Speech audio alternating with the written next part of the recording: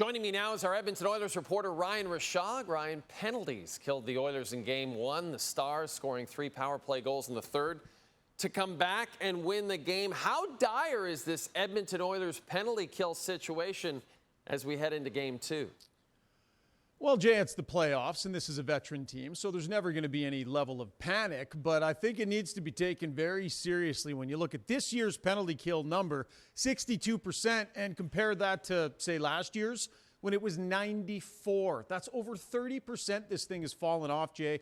It's been a huge difference from the quality of last year's team to what we're seeing this year. So I know they say break glass in case of emergency. I don't think they're going to pound on the panic button yet, but they might want to break the glass and be ready, because if they don't get this sorted out, they're going to have a tough time pushing through this series and into the next round. Ryan Nugent-Hopkins admitted, it can be a confidence thing, right? You often see power plays like the Oilers. When they get hot, they step on the ice and they expect to score. Well, right now it kind of feels like when the penalty kill hops over the boards, you feel like the other team is going to get one, and that can't help but seep somewhat into their psyche. So they're a veteran group. They know how to make adjustments. They're digging in on it, but it definitely has to change.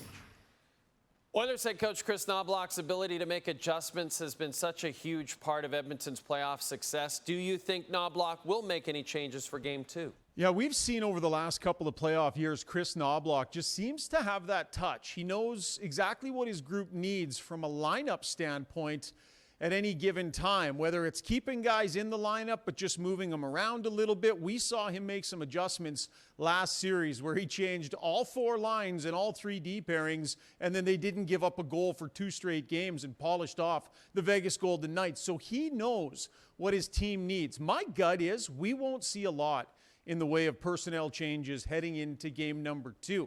I think Kris Knoblauch will take a good long look at what they were able to accomplish at even strength in Game 1 and probably feel pretty good about it. I don't know he would look at a lot of those lines and think, need to change this, need to change that. We could see one change.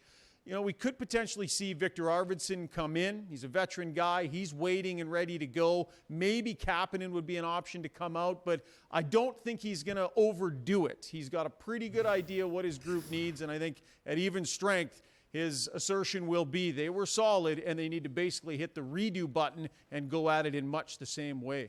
The Oilers will look to even the series Friday night in Dallas. Ryan Rishaug, thanks for this.